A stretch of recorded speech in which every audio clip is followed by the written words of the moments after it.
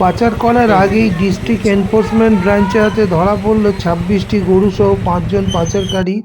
গ্রেপ্তার করল পুলিশ। আজ দুপুরে ডিস্ট্রিক্ট এনফোর্সমেন্ট ব্রাঞ্চ আধিকারিক স্বপন কুমার চক্রবর্তীর নেতৃত্বে রামপুরহাট থেকে সিউড়িগামী একটি গরু বোঝাই গাড়ি সিউড়ির তিলপাড়া ব্যারেজের কাছে আটক করে। তাদের কাছে কোনো বৈধ কাগজ না থাকায় ২৬টি গরু আটক করে সিউড়ি থানায় পাঠানো হয়।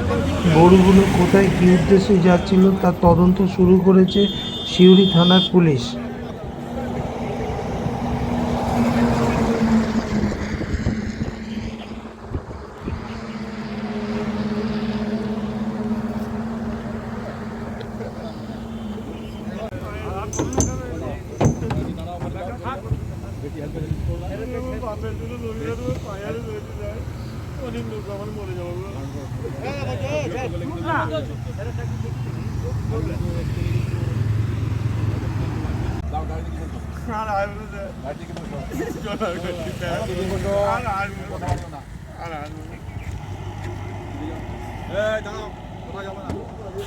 দাঁড়িয়ে যাও, যে কোথাও যাবা না, মালটা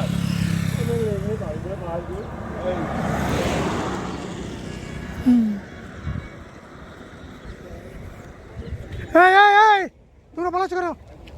এদিকে এসো, এদিকে এসো, এদিকে এসো।